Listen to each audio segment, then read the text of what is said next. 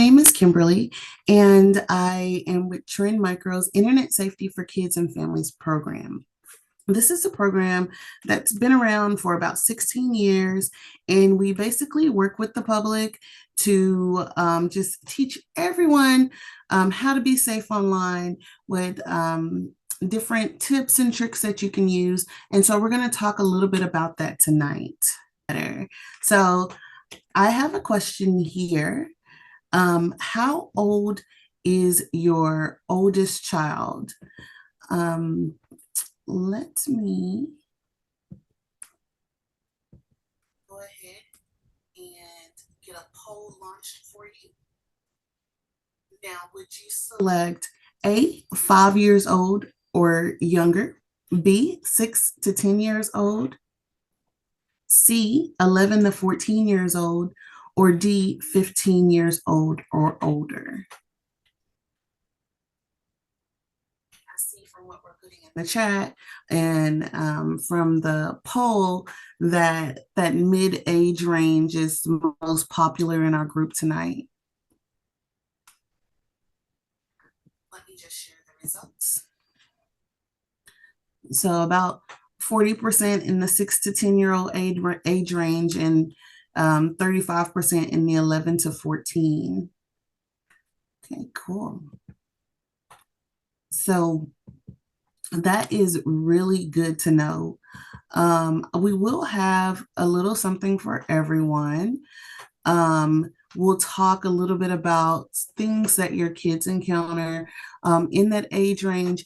And so I'm sure that everyone will be able to get something that they can take away from this presentation.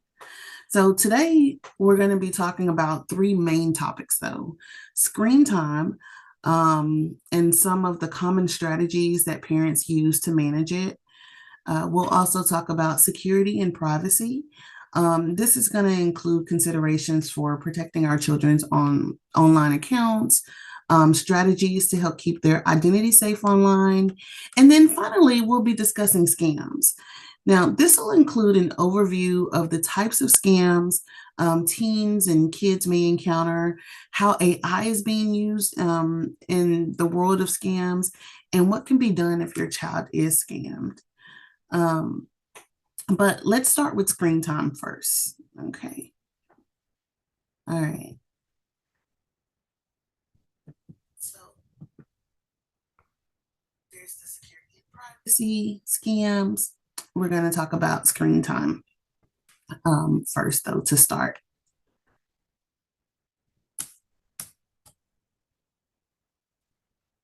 Now, I did mention that Trend Micro is a global cybersecurity company, and we've been in business for over 35 years. And our number one piece of advice to parents everywhere is the importance of the relationship with your child. Now, what do we mean by that? When we say that, it's conversation with your child, it's listening to them, building trust, being there for them, even setting boundaries for them and making sure you stick to those boundaries to keep them safe and healthy. That's the most important thing. It may be nearly impossible to prevent children from ever coming across something online that might be upsetting or hurtful. Like, how will they, it's kind of like, I guess, like, if they go out on the playground, when they're young, they're gonna fall eventually, right? But what can parents do to help their child build resilience through the support and relationships they have is the most important thing. Coming in second place is tech tools. Tech tools are things such as security software to protect children from scams, viruses, malware, those types of things. And tech tools also support you and can, complement your parenting style or you as a guardian in managing and monitoring your child's time and activities online. But I will say there is no tech tool that will ever replace the role of a parent. Let's dive into screen time.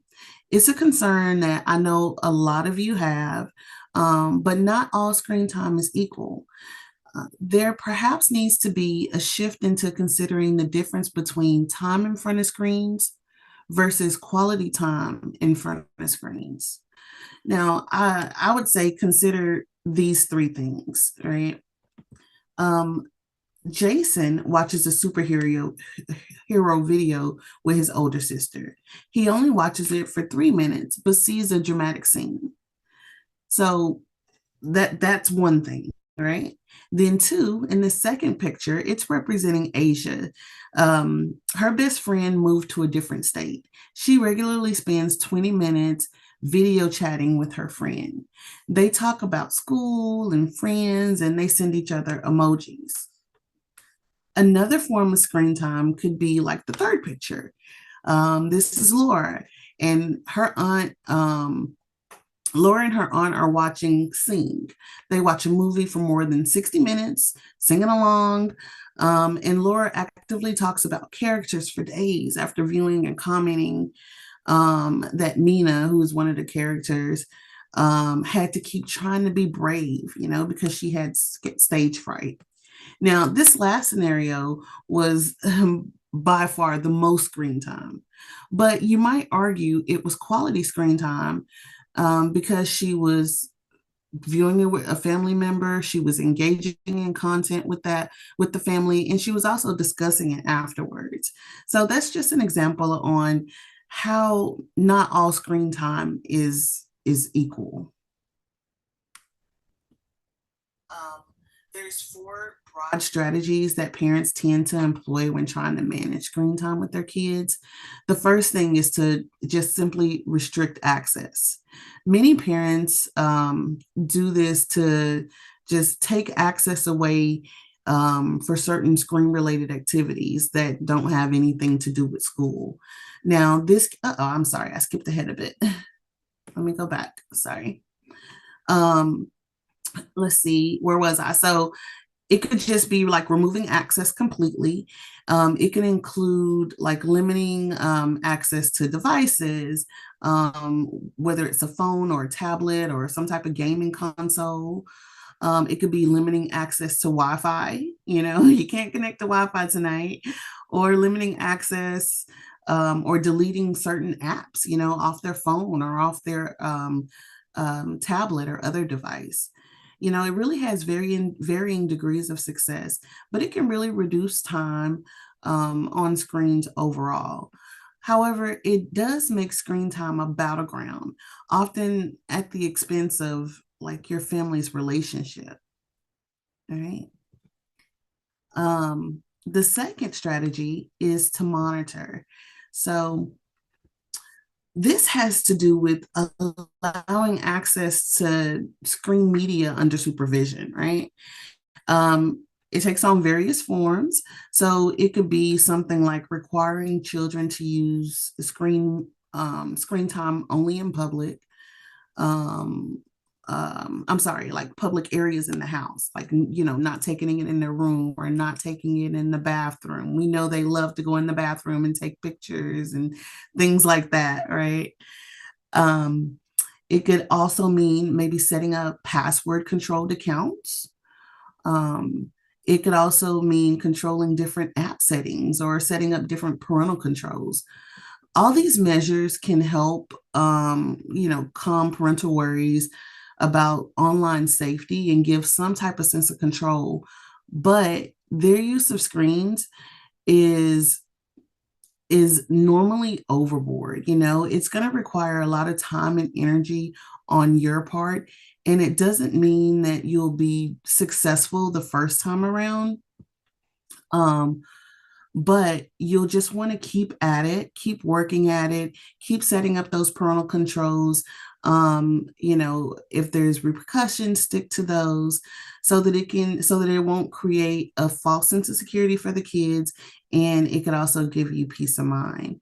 So creating rules would be the next one. Apologies for the screen jumping around. All right. Let's just go ahead and move forward to the tech tools since that's where it wants to be. All right. So A lot of the different apps that come with the phone have different tech tools that are already installed that you can be using. The iPhone example has iOS screen time, and that's a tech tool that can easily be turned on.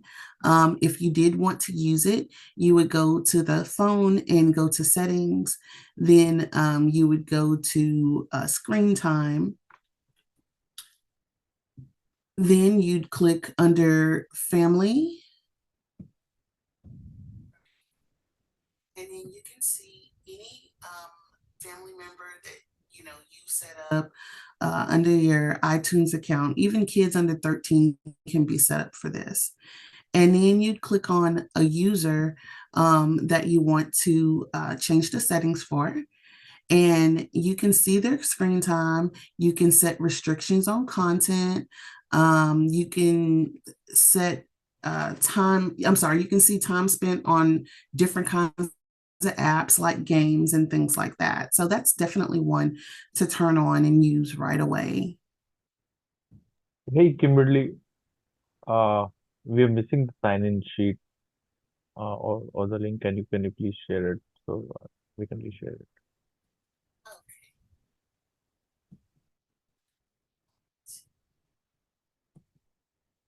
Apologies.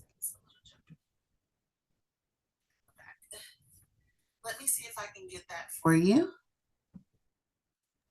Sure.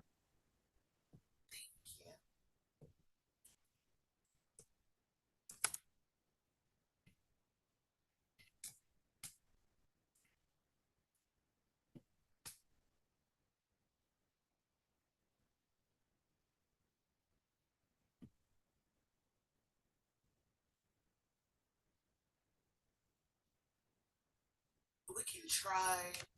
I don't want to hold up the presentation to grab it. So let's grab it afterwards. Just know that we'll be passing that link around afterwards for everyone.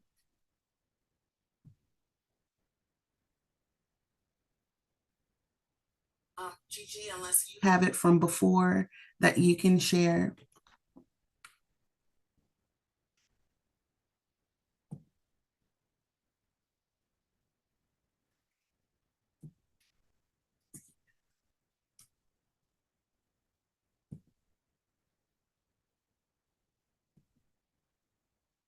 Now,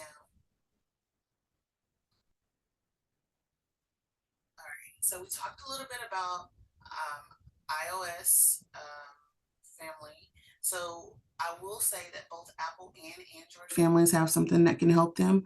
Google Family, um, or should I say Google Family Link, is now available, and it is web-based. And so you can filter apps, you can limit screen time, you can protect privacy and security on apps that's accessed through the Play Store, all through the Google Family link. And so for our Android users, then there's definitely something there as well. You can also track a child's location or even set up alerts when they're on the move. And you can have a look at them with that. So for the Android users, there's the Google Family link as well. Now, if we have kids out there that are active on YouTube, YouTube has launched a feature called Supervised Accounts, where you can now filter the stuff that the kid sees on YouTube based on different levels of, I would say, appropriateness. The levels are explore, explore more, or most of YouTube. They're meant to target different age ranges. So if you're looking to monitor YouTube accounts, I would definitely look it up and find out more about the YouTube supervised accounts so that you can set those levels for your kids' age ranges there. Um, Here's a little bit about what the supervised experience would look like. And I would definitely recommend that. Now, tell me in the chat, do you let your kids use TikTok? Do they have a TikTok account?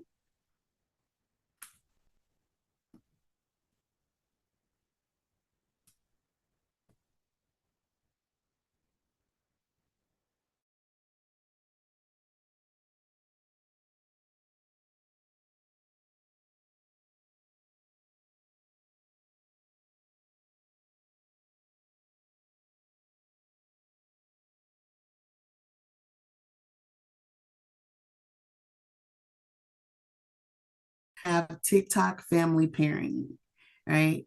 This basically allows you to limit content and time spent on TikTok. So you'll need to have TikTok on both your child's device and your own device.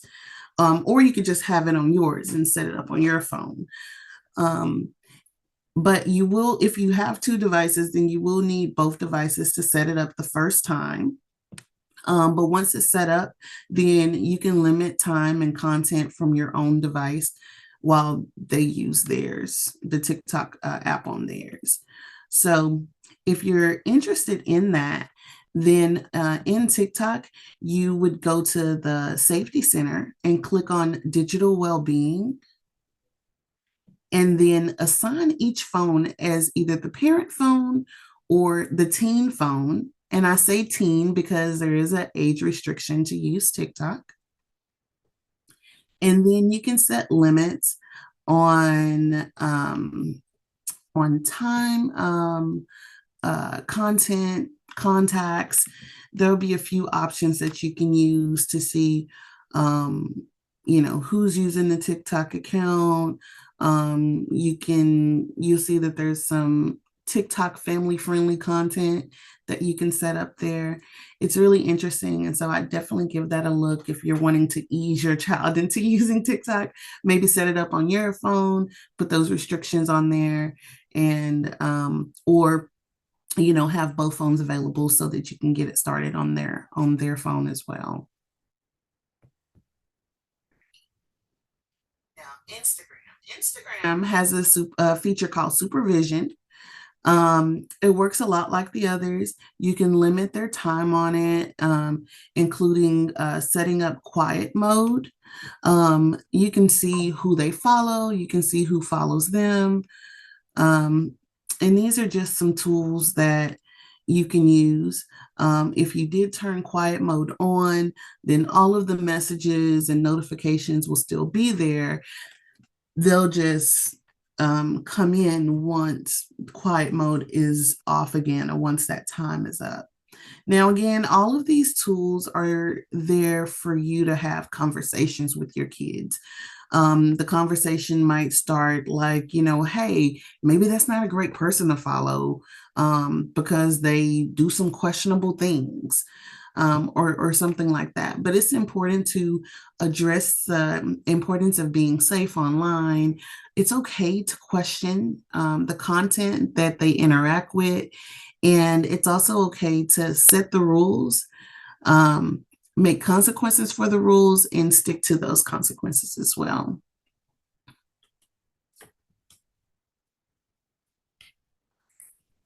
Now, when we talk about creating rules, this was the third strategy that parents use, or that we suggest that parents use.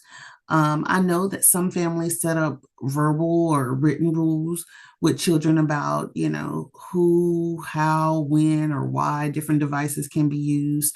Some families agree on a one for one rule, like, for example, an hour of screen time activity for um, like if clean your room or something like that.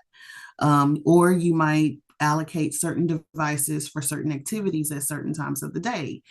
So, I mean, you could say, hey, gaming on this computer after school until dinner, and then only TV until bedtime, something like that. Um, are there any rules? Tell me in the chat, are there any rules that you have for your families regarding screen time?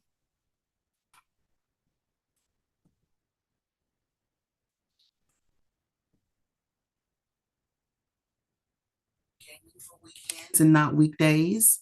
Yep. No screens on weekdays, only on weekends. Yeah. Only weekends. I see some say maybe that we don't have any rules set yet. Screen time in public home spaces only. Homework first before iPad. Yeah. Those are some great rules. I see they're steadily coming in. No screen time at least 30 minutes before bed. That's one that comes up a lot. Yeah. definitely some good rules. You guys can, kind of feed off of others and maybe incorporate some of these rules for your families as well. If we're not doing good in school, then no screen time and no TV. We try to limit screen time after 8 p.m. Yeah, you put a time limit on it. I see weekends again, chores before games, homework first. After 9:30, that's it. Yeah, that those are some great rules. No TV on school days. I see they're still coming in. And it's important to have rules. Parents often find that when creating rules, um, they are normally successful like in the short term, but there's often like a slow creep away from the terms and agreements, right? It starts with small negotiations. Like they'll tell me like maybe 5 more minutes, mom, or they'll try to negotiate and say, well, hey, I'll, do this if you let me do that, right? And we know that sometimes, if they keep pushing, it can get out of hand, it could escalate into arguments. And sometimes we're just too busy to really enforce it. And we don't notice, or we don't notice that, the boundary is being pushed. So maybe the solution could be a screen-free day, or maybe a couple of days that are screen-free. That's easy, a little bit easier to keep up with. Um, but definitely set the rules. Set the rules. It's a good idea, especially for younger kids, to think about building these rules together with them. If they're in on setting the rules, it's easier for them to remember, and sometimes they're more likely to abide by them. So, building these rules together with them really helps. But that also means including the consequences for breaking those rules. They're more apt to stick to something that they've helped build. And for those with siblings, they can be good at like holding each other accountable as well. So that's definitely an area that you can play on. So for the first rule, what apps are they allowed to use? If your kids ask you to download a new app or a new game, um, do some homework, stick to ones that are heavily reviewed. You may even want to ask other parents if they're allowing their kids to use the app or if they've even heard of the app, and check on the reviews for it to see what type of content is in it before allowing your kids to use them. We also want to set a rule about when they are allowed to use it. So kids are online. Give me this one second. Kids are online, for school. They're online to play games, to socialize, and things like that. And so it's really important to be clear. Can you guys still see my screen? No, Kimberly, we cannot.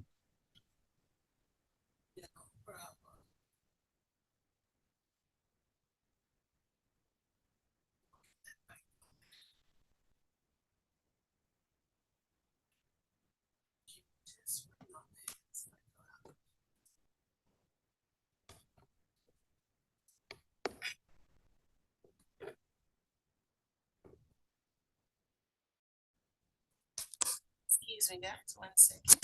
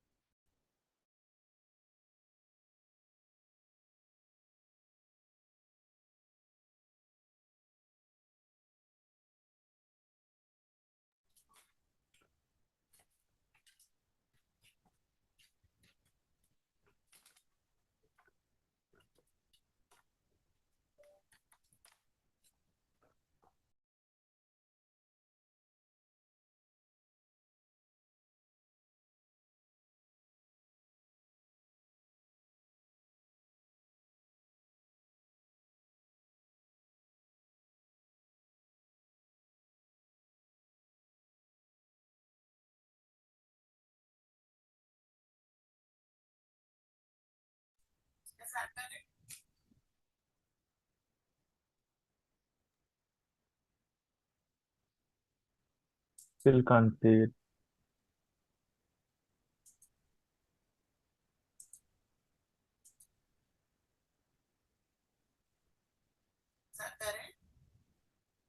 Yes.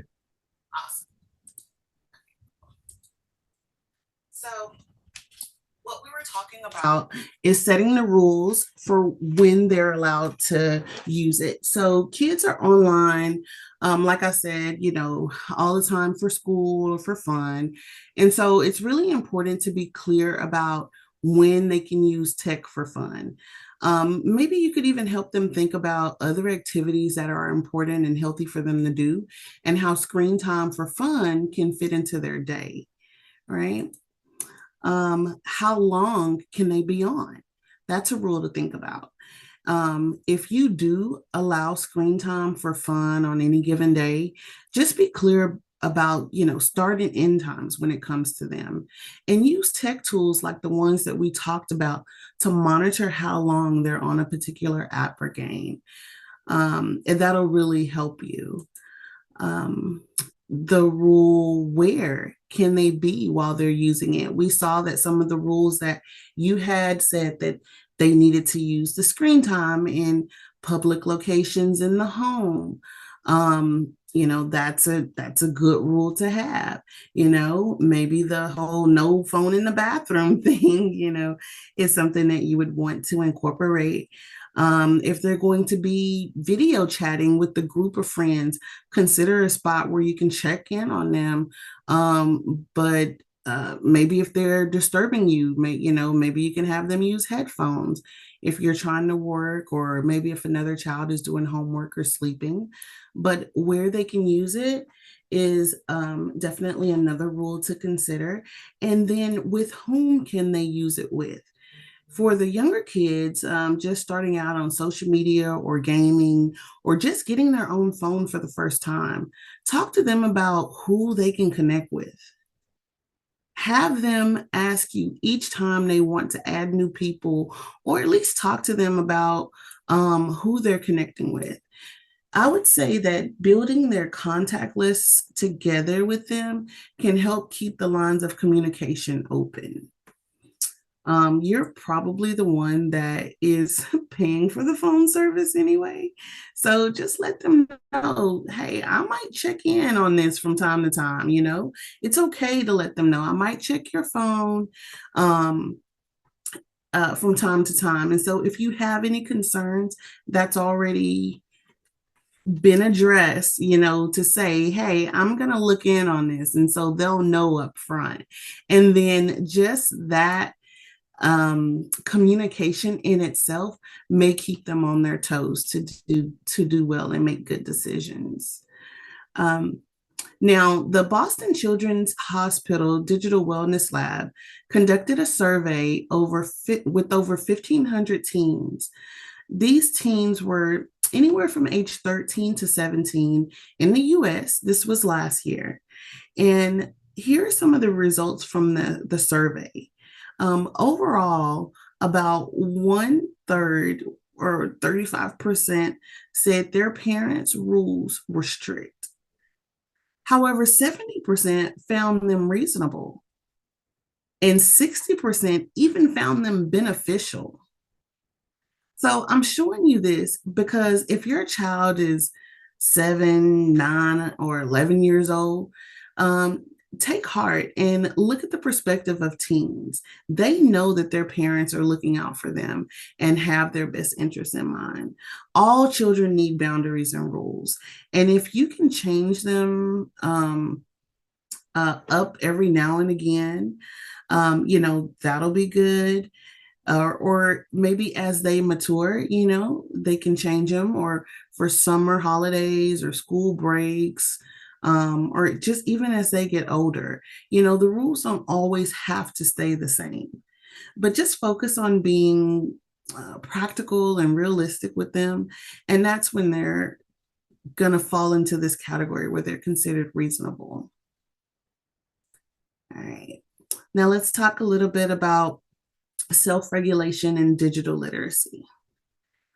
This basically involves children learning strategies and how to moderate and how much they use screens and learning skills like spotting scams and thinking critically about what they're exposed to, right? This is a long game and it requires patience and trust on the part of parents, on your part, right? Um, Teaching self regulation and digital literacy. When you're doing this, you won't be able to stop what you're doing every time your kid plays Roblox or some other game that they may be interested in. But make an effort to understand and even appreciate what your kids are doing. Ask questions about what they have going on. Get them to explain stuff and really listen with an open mind. Um, as you do this, talk about content that you come across that might be questionable. That's your chance to kind of put that in there. It could be stuff that's potential scam risk for them in an online game chat, or maybe even an ad that you see on YouTube. But let the kids see like how you navigate when you go online, right? Talk about spotting scams. So you may even have them, just sit with you while you're online. And if you see something that looks fishy or pop-ups, then it's even a door to open up a conversation about spotting scams, verifying information, um, even comparing products, watching out for deals that are too good to be true. You can show them how you determine if a link is safe to click on or if a website is fraudulent. Even text message scams is something good to talk to them about. How do you research topics online? How do you react to nasty comments online? How do you make decisions about what to post on social media accounts um, while still protecting your identity and privacy? Those are good things to address with them while just sitting with them and letting them, just watch you navigate your online space. We'll also say be a role model, lead by example, and put your own devices away when during family time, right? You may even mute notifications at dinner or turn off the television when no one's watching it and show them how to balance activities throughout the week. With them seeing you do those things, they might be more apt to do them as well. You could replace some of that time with other activities like, reading or staying active or spending time with family and friends. Um, but talk about your personal strategies for managing your own screen time with them. Sleep hygiene is really good as well. So I would definitely consider those things. Now, uh, media critics made the list as well. How your kids think critically about what they watch, what they play on their gaming consoles, how they interact with others when they're talking about it. Um, those are things to look out for. Encourage them to think more deeply about maybe shows that they watch or books or, the games that they enjoy. Again, this is a place to ask questions like, who made this? Why do you like this character? Um, does it remind you of anything? And if you have older kids, check out online reviews together and help them look for shows and games and apps that allows them to explore their interests or get creative and connect with others. Teach them to come to you if they come across something online that they don't understand or that they don't like. Help them to connect and just really feel and behave with the type of um, technology that they are used to using. Right. All right. Next, we have treat tech as a tool, not a treat. Right. Kids who use tablets or smartphones just to play games or watch shows see only the entertainment side of technology. So show them that you can use devices for other tasks as well. Um, of course, there's always sending emails or getting directions or just basic looking up basic information. But it's good to show them that it's more than just for entertainment purposes. And then lastly, help them pre-plan their tech use and set their own limits. An example of this would be in discussion with you. You know, have your child create a plan, and in that plan, they can state how long they will use tech. You know, whether it's their cell phone or tablet or laptop or gaming console. And then also in the plan, they can include what they intend to do afterwards too. Like, so I'm going to use tech for this amount of time. And then afterwards, I'm going to do this healthy habit or I'm going to do this thing. Have them set a timer to remind them that it's time to change activities, when it's time to switch up. And they'll get in the habit of doing this type of thing and just be more mindful of it. I'll say no matter what the approach um, that you choose, it's like it likely won't be perfect, right? You'll find that you'll have to mix some of these things up. A combination of strategies is most effective anyway. So, in a world where screens are all around us, this is going to be ongoing. It's going to be constantly changing. You're always going to be having these types of conversations with the kids. Um, so if we want to review what is problematic and what is normal, um, when we think about something that's problematic, we ask ourselves, are kids eating and sleeping enough? Are they physically healthy? Are they connecting socially with friends and family, whether it's with technology or otherwise? Are they engaged in school? Are they enjoying or pursuing hobbies of interest through technology or any other means? And if the answer to these questions is more or less yes, then perhaps the problem of screen time is less dramatic than many parents have led on to believe.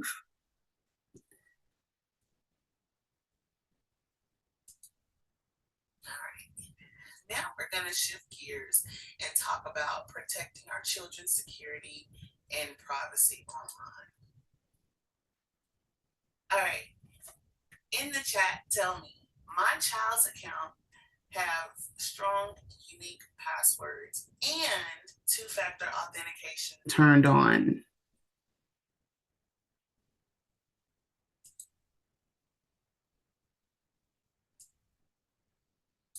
Let's see. Better.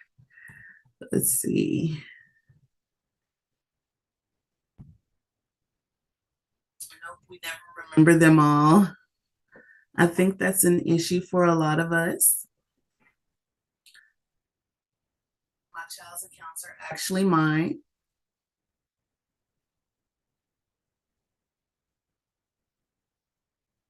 Mostly. Okay, okay. How about too fast?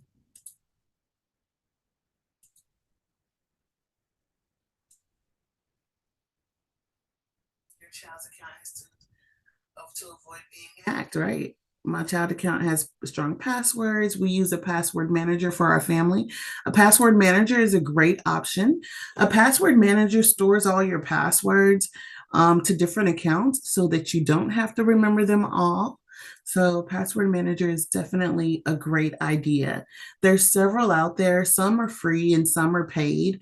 So, you can do a little research on password managers to see which one is the best for you because they do have different features. My child has a password manager. Yeah, true. All right. What about this one? Default settings are designed to protect our personal information. Is that true or false? I see the person. True, true, false, false. Okay, it's a mixed group. Default settings are designed to protect our personal information.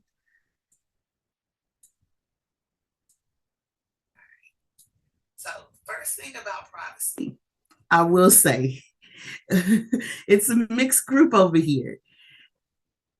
I will say this. Um, Use privacy settings. So in whether you're online, on the computer, on your phone, always check your privacy settings and alter them to something that you're comfortable with, right? I will say that the answer is false.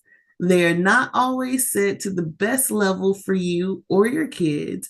So, what you could do is get your kids involved in finding the settings and talking them through how to change them. So, it's false. Privacy settings are not always set to protect our personal information. I believe the reason why a lot of apps and sites do this is because they want a greater user experience for everybody. So they don't know what rules we have for our households or our families. And so they just leave like the default settings pretty wide open. So we always want to go in and check the privacy settings to make sure that they're altered. Another note is that once you install an update, it might um, reset the settings back to the default settings. So after an update on your device, I would always go back in and check that the privacy settings are what you had set them at, or you can go ahead and move them back to the way you had them because sometimes those updates do reset the settings.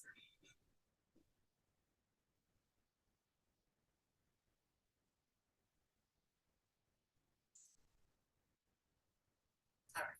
Here's another one to put in the chat. I have reviewed the privacy settings of my child's devices and apps. Oh, I never do that. Great call out. No, no, no. I have a couple of yeses. Yes, I have. Yes, I have. I always review the privacy. No, I haven't. Now,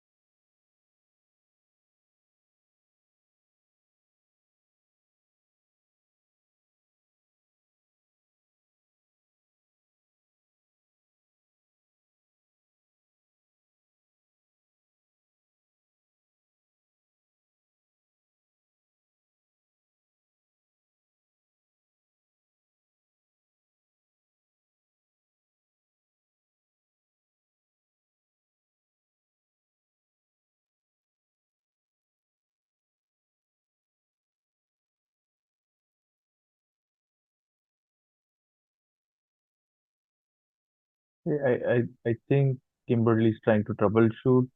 She'll be back.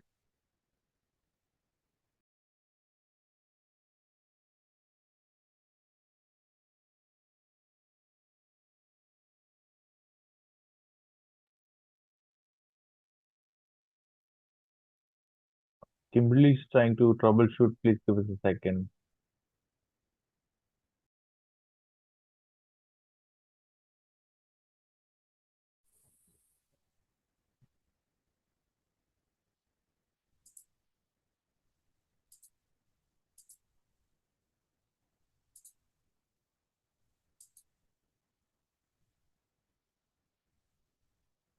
all right, that's the one thing.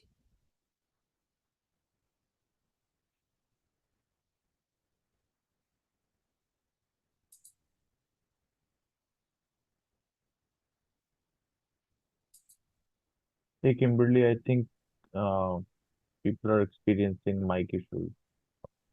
They're not able to hear properly.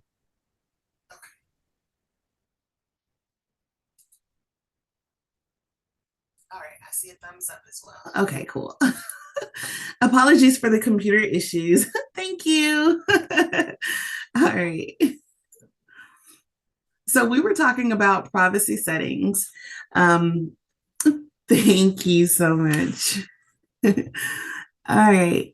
Um, the key here was it might not hurt to take a look at those privacy settings in the apps. The computer shouldn't mess this up. We're enjoying ourselves. Thank you. All right. We're going to keep it pushing. All right. Yay.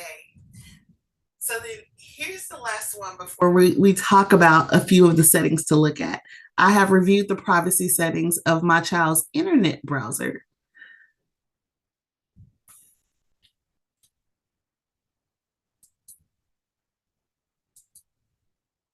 Yay, I have. Yes, no, I think so.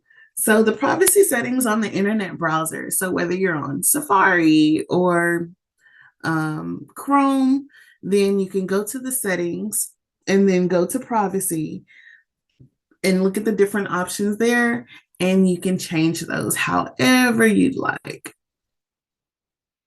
I have on Safari. No, but I'm definitely going to do that.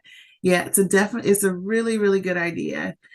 There's a lot of different things to manage. When you see all of the things that you have control of, when you look at the privacy settings on the browser, you'll be surprised at how many things you can alter there.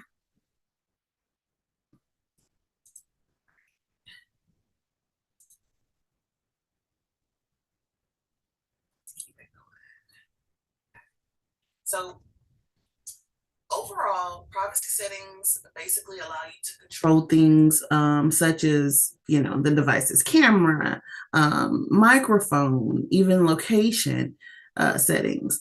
They also control access to information like contact lists that are on that device, browser history, website permissions, and different things like that. Now, website permissions can control what data websites can access. So you can tell websites not to access your location or not to access your camera or microphone or, whether or not it can send notifications. So those are things to look for. Privacy settings will also determine who can find and see your child's profile on games or social media. So even on the gaming consoles, there's privacy settings there. I would definitely go and take a look at those. You can monitor like who can chat with your child, or who could be friends with them, and or maybe you could even just see who could be friends with them, or set a limit to like an age group or things like that. So I would definitely take a look. um, it may also tell you, like if you look on your child's profile on games or social media, who's allowed to message them, maybe even who's allowed to tag them in photos or, like I said, connect with them online. The privacy settings control how much information is shared between apps and your device, platforms, other apps, websites, etc. So you can monitor all of those things. You often have options for sharing information with third-party apps, so take a look for that. This might be games, um, auto posting programs, or something to that nature. Now, some of these apps might add value to the user experience, so it might make the app work better. So it's important to know that the information that is shared on these apps could be compromised outside of the social media's company's own privacy requirements. That means that if you allow an app to access a social media profile, then that app can also gain access to your private information that's on that social media account or on that social media network itself. So make sure you only authorize trusted apps and websites. That was a mouthful, but it's a lot to uncover there. Now, just to kind of wrap it up, be sure to review the privacy settings on your child's devices, apps, and browsers, and do this on a regular basis. You might be surprised to see that after an update occurs, that the default settings have been restored. So, like I said before, it's worth reviewing the privacy settings after each update as well. Um, in an overview, um, of course, it's important to secure your child's online accounts, but use those strong passwords. Make sure they're unique. Don't forget to turn on the two-factor or multi-factor authentication. Review those privacy settings. Um, Remember, do these things with your child if they're old enough, and keep the apps updated. And don't forget to pair this with good habits and solid security software, because each device should have security software on it to protect your child from any type of malware, which is malicious software, or fraud or identity theft.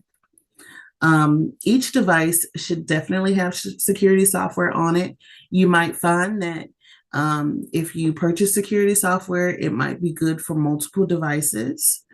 So I would definitely look into research good security software, see which one is right for your family, and make sure that all devices have it installed, whether it's a cell phone, tablet, iPad, laptop, etc. So here's another question. What goes online stays online forever? Is this true or false?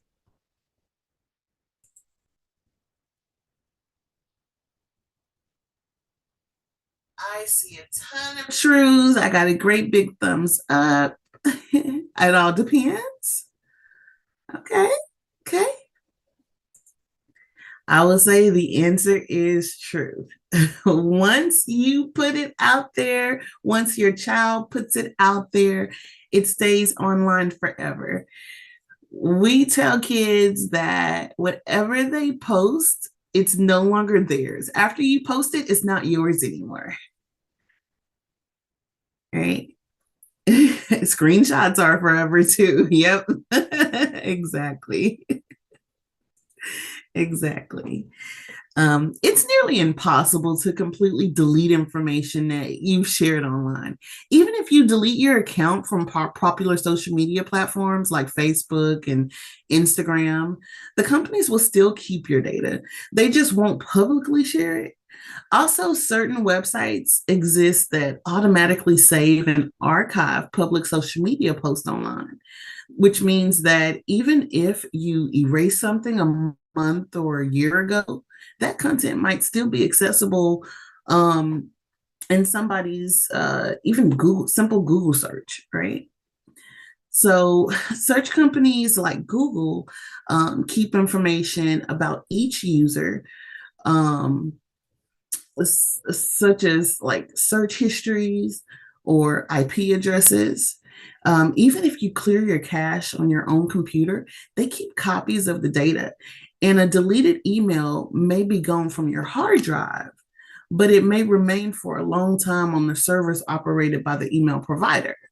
So, another common low tech method through which social posts may live on is through the screen capture, because I saw somebody say screenshots are forever, Joanna. So they were telling them right there. Screen capture function. That is forever. So someone who sees your post can take a screenshot of your message and share it, right?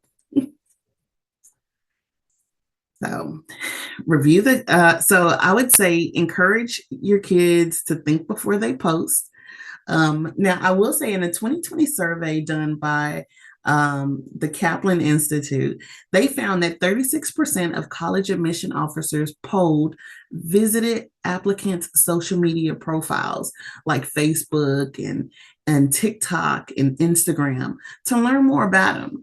So these are kids that were trying to get into college, and the admission officers would go on to their social media um, accounts and review their accounts to try to get to know the kids better.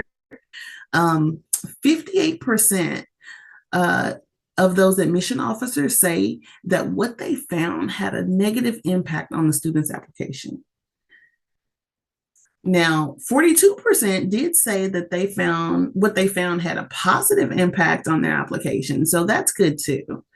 In a 2020 study by the Harris poll, they found a whopping 55% of employers who use social media screening said that they found content that caused them not to hire a candidate. So definitely encourage them to think before they post. Have them think, does this post or opinion reflect who I really am? You know, have them ask themselves that. Are you sharing anything inappropriate and what your future self would be comfortable with? Like if I was older and look back at this, would I really be comfortable with sharing this type of information? I see she said this one applies to everyone. Most definitely. Now, we also want to consider the type of information we're sharing about our children online. Police have recognized the risk of sharing this information online, and they've responded with a post like this. So I know that we all see those first day of school posts, but at times there may be they may be holding a sign with all of their personal information on it. You know, I'm 6 years old. I go to this school. I'm in this class. I like these hobbies, you know.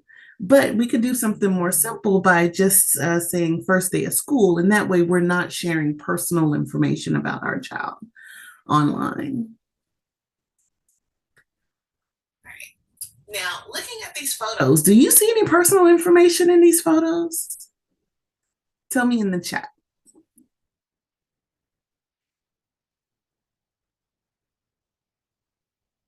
Oh, thank you, Jenny. Age, yep, that's definitely it. The stuff in the background. Yep, hobbies. Yep, there is. There is a lot of personal information going on. Now, I will say there's a couple of things that might be hard to tell. Yep, university. Yep, it's definitely in there. Date of birth. That's not one that people catch all the time, so that's a good catch note. But date of birth, right? That's so right. So perhaps even without realizing it, she shared in this first picture, she shared her age, date of birth, her birthday, what school she goes to in the second picture. In the third picture, her favorite movie. And you may not be able to see it on that piece of paper on the laptop, but that's a password. Basically, her life, right? That's right. Now, let's just back up a little bit. We know that all of this stuff is public facing and it's out there. But one thing that we might not think about is that we tend to use a lot of our personal information for passwords. So if someone knows your age, your date of birth, your alumni, your favorite movie, you know, or even a password on a sticky note like that, then if there's a threat actor out there, it could be really detrimental to us. All right. So, encourage your kids to ask themselves the following questions before posting anything. Getting consent is respectful of the other person, so we can kind of train them to ask other people, "Hey, can I take your picture or can I post your picture?" Because we can cause harm if we just assume that others will be okay with us sharing or posting images of them online. Consider the type of information that you might be sharing with the world through your posts. For example, are you okay with strangers seeing your house or seeing a photo of you in public? Maybe they're just seeing your street name. You might be telling the world personal information about yourself without even meaning to. It could be like your favorite sport team or the name of your pet or the name of your city, something like that. But sharing personal information about yourself through posts and comments just makes it really easy for someone to scam or trick you online or hack your accounts, especially when a lot of the people whose types of personal details um, are used to construct passwords. Like I said, you know, we're really prone to making our passwords something that relate to us.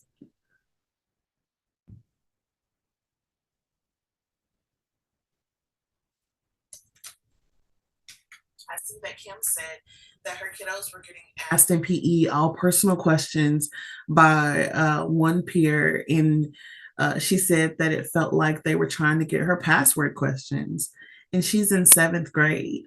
Wow. So it's really important to have conversations with your kids so that they can recognize things like that and they won't fall for those types of tricks.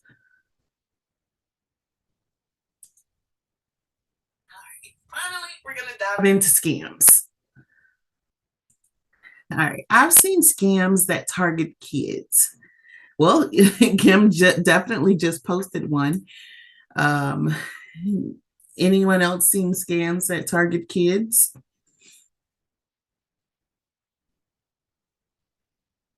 I got to see some yeses. Yeah, a lot, right?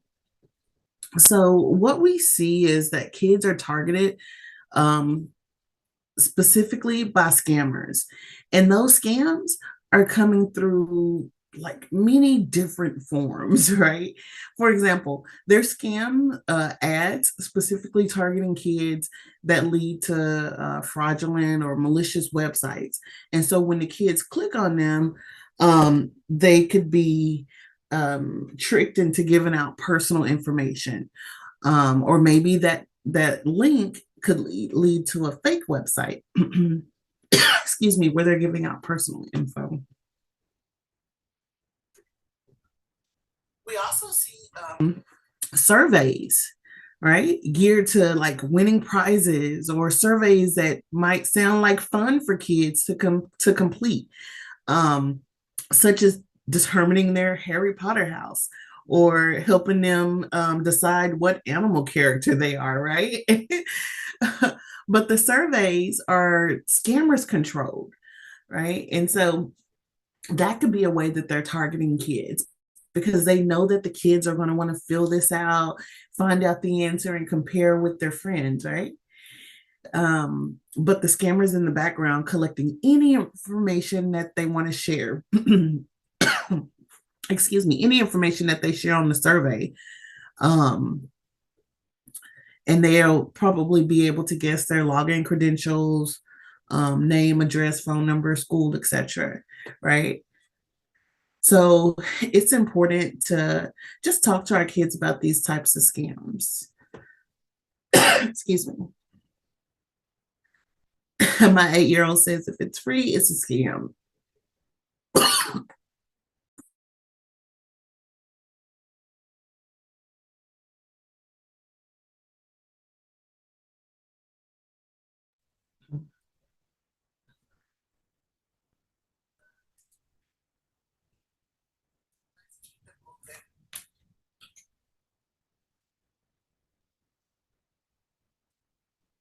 Thank you. I got a bottle of water right here.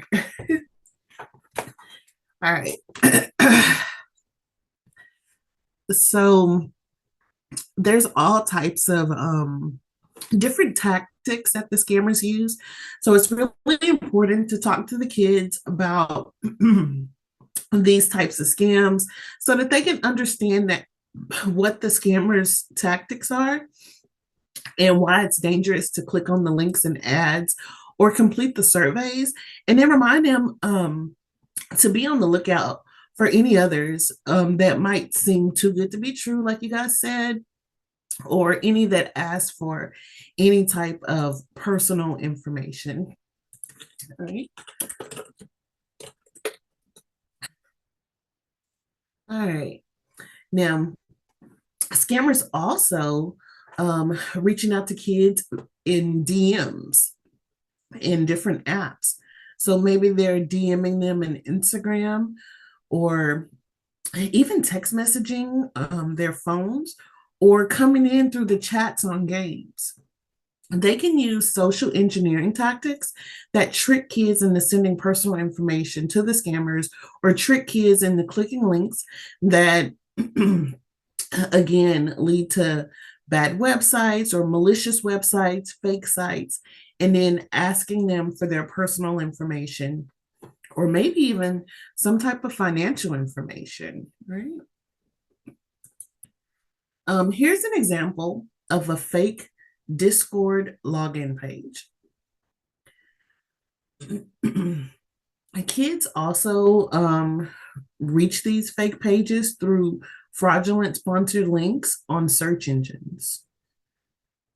So it's important to teach the kids some basic skills, like maybe even bookmarking sites that they go to all the time. um, or if you know that they're going to sites, specific sites all the time, then maybe you can go to the site together so that you can show them what it looks like. Also, maybe what the logo looks like. Um, you can help them bookmark, like I said. Um, it really makes it quick and easy to navigate to. Show them how to check links before clicking on them, just to make sure that they end up in the right place that they're going to. All right. To check links before clicking on them, show them how they can hover over it with their mouse if they're using a computer, but they need to be careful not to click on it accidentally. But then they can review the URL to see if it looks suspicious.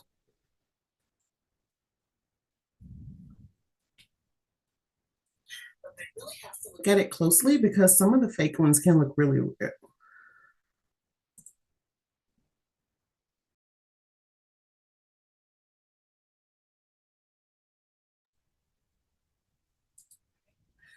Uh, it could be something as simple as like replacing the letter O with the zero or something like that.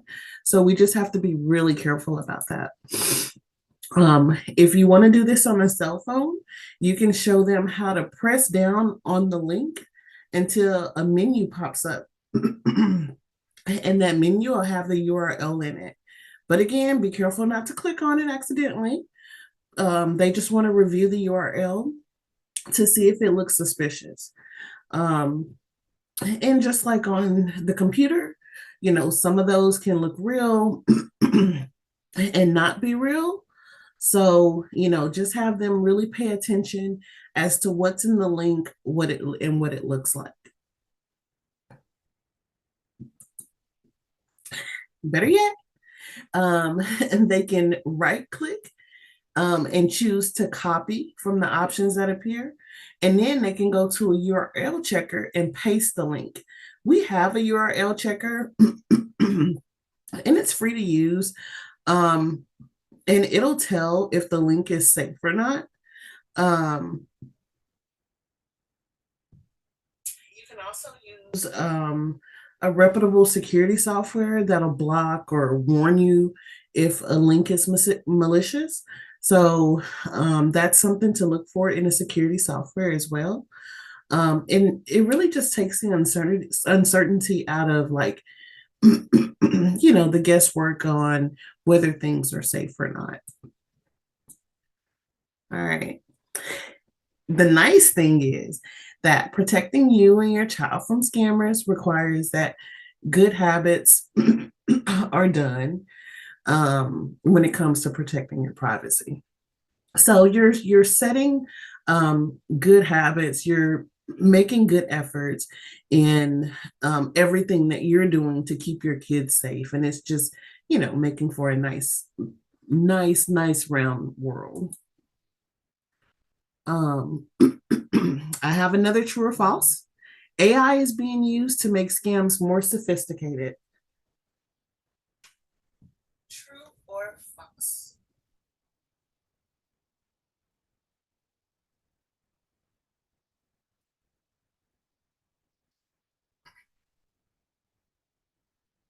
AI is being used to make scams more sophisticated. Sounds true, right?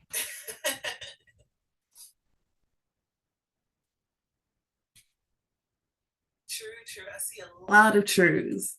And you guys are correct. The answer is true. A big true, right? AI is being used by scammers to make those ads and surveys and fake websites, even chatbots that deliver scams. Gen AI apps are being used by scammers to write in perfect English, to write code, to create convincing visuals, like pictures or videos or things like that.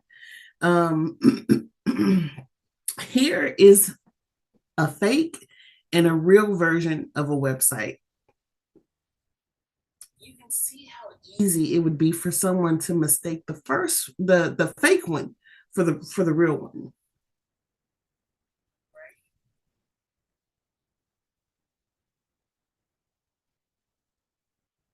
They look a lot alike. In this case, the one on the left is the fake one.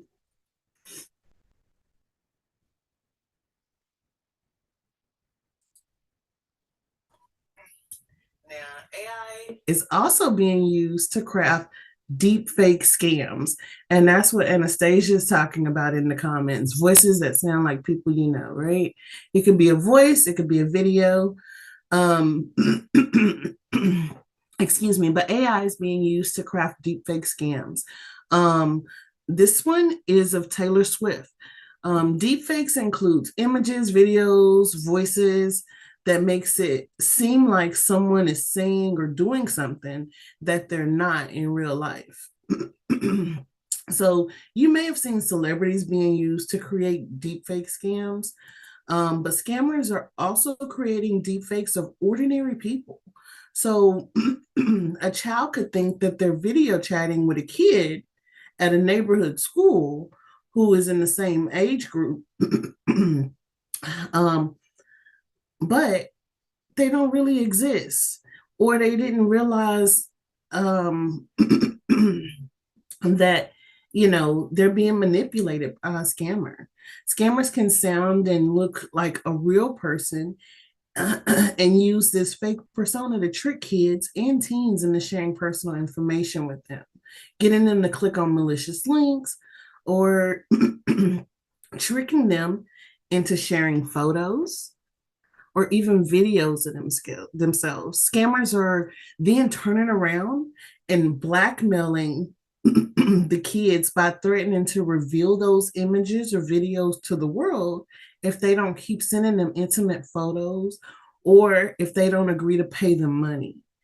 So kids are often really terrified of telling people that this is happening. So it can end up going on for a really long time.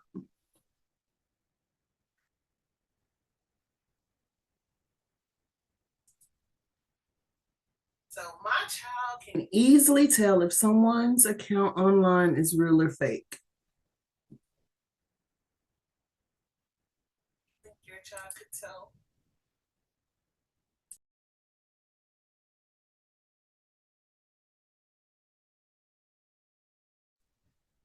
Right? There's a lot of those, right? Yeah. Fake accounts are really hard to spot, even for adults. So they're often carefully designed to look very, very real. Someone might even study the things you like and what you dislike to design a fake account that appeals to you and share your interests and appears to live in your city or um, even more things like that. Scammers will create realistic looking photos and accounts to try and trick kids into clicking on malicious links and giving away their personal information. Um, we talked about how these can just look so real, especially with the help of AI.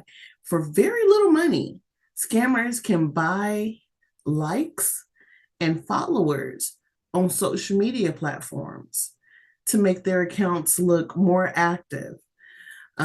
Sometimes they're made up of fake accounts or even bots. So engagement might seem high on their posts, which makes them seem creditable, but that's only because they purchase those likes and comments and followers to raise their engagement artificially. So identity thieves can also hijack accounts of people's kids. Um, for example, they might get a message. The kids might get a strange message from a friend that they haven't talked to in a while, telling them to click a link for an extra um, Discord Nitro account they're willing to give away. In reality, the friend's account was hacked, and the link is taking them to a bad website where their personal information is stolen. So, just like we talked about, your online predators are using these fake profiles just to gain trust so that they can coerce the kids into doing what they want them to do, whether it's sending those intimate photos of themselves or just taking the personal details. And normally they'll threaten to like share those images out, like I said, um, or cause some type of harm unless they send money, and things like that. I know I said it twice, but it's super crazy how AI just makes it so look so real. So remind kids to only talk to people online that they know in real life, right? Of course, they are never to share intimate photos with anyone online, never send money or credit card details, don't share personal information or click links or open files. From people that they don't know. So, what should children do? Stop communication with the scammer, tell a trusted adult, and then when they tell us if there's money involved, we need to notify the bank or credit card companies to stop transactions. And always, change passwords and enable 2FA, document it, and report it. To report the scam, you'd want to report it to the FTC. That's the Federal Trade Commission.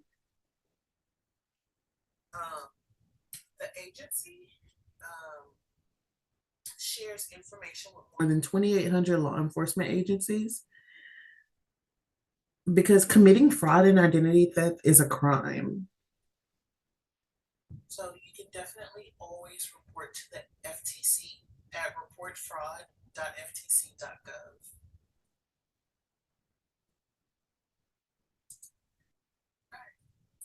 So before we take a look at some of the questions that aren't answered, we just want to let you know that we've created a cyber academy specifically for children age 7 to 10 or around that age group, which I know is a little bit younger than most of our crowd today, but I'm sure, the kids still get a good benefit from this. Cyber Academy is made up of short videos and Kahoot quizzes that go with them. There's also some discussion questions for you to talk to the kids about what they learned. So you just go to trendmicro.com slash internet hyphen safety. Go to for kids and pull up the Cyber Academy. There's a video they can watch, conversation guide, little quiz. There's even an activity sheet. It's available in, I believe, 19 different languages. Um, and there's 9, 10, 11 episodes on there, I believe. And so that's definitely something that you can do at home together with your kids. And all of the links and different things that we talked about, I'll put them together and email them out, um, which is another reason why Abby reminded me we need that sign-in sheet so that I can make sure that I'm able to send that out. So I'll definitely get that before we get off as well. And then here are just some more resources for you as parents. This is on our website, that same site, trendmicro.com slash internet safety. Um, there's a PDF resources that you can download. There's really short little webinars that you can watch on different topics. So that might be helpful to check out. And here's some more resources that you can use. I'm just going to click through a few of them there. And then while I find that link for the sign-in sheet and the feedback form, I also want to tell you about a contest that we are launching next week. It's called our What's Your Story contest. It's for grade school kids age 13 and older, and also film school students. And basically, the kids answer a question that we put out. And I believe the question this year is, if you could stop AI scams, what would you do? And they would answer that question in the form of a 2-minute video to win cash prizes. Grand prize is $10,000, where 8,000 of it goes to the child and 2,000 of it goes to their school. And of course, we have 2 runner-up prizes as well. So I'll be sure to include that in the information that I send over, the details for that and the link to that site. Give me just a moment so that I can get that link to the sign-in sheet, unless you had it there, Gigi. Let me just take a look. Kimberly, Gigi already shared it in the chat, so we should be good. Perfect. Did you get the feedback link as well? Yes. Awesome, awesome. Well, now's the time to do it. The feedback form just lets us know how we're doing. Um, you get to let us know if you thought the information was helpful and practical. Again, my name is Kimberly, and also there's room on there to let us know if there's other things that you'd like to talk about, so that we can continue these webinars moving forward. But I just encourage everyone to go ahead and sign in so that we can let your school know that you were in attendance. And like I said, I'm also going to be emailing like a little recap that has the links that we talked about. Let's see what questions we have. Did you want to help with the questions, Abby, since my computer has Uh, we had a mind of its own? I answered them all. Don't Oh, think there's perfect. Okay. a, don't Ooh. think there's anything pending. Yeah. Awesome, awesome. Thank you. I see that they said it's very helpful. Thank you guys so much for spending your evening with us. I hope that you enjoyed all of the information that we shared tonight, and that watch your email for a recap for those helpful links and resources that I shared, and information on the What's Your Story contest. And also, if you'd like to request a recording, then just let the person at your school know who set this event up for you that you want a recording, and we'll have it to them in about 5 to 7 days. It just takes a little while to be edited and for us to get the YouTube link. So just let them know and we can get you that recording. This is Kim. My name's Kimberly. All right. And thank you all. Have a wonderful, wonderful evening, and we'll see you all again soon.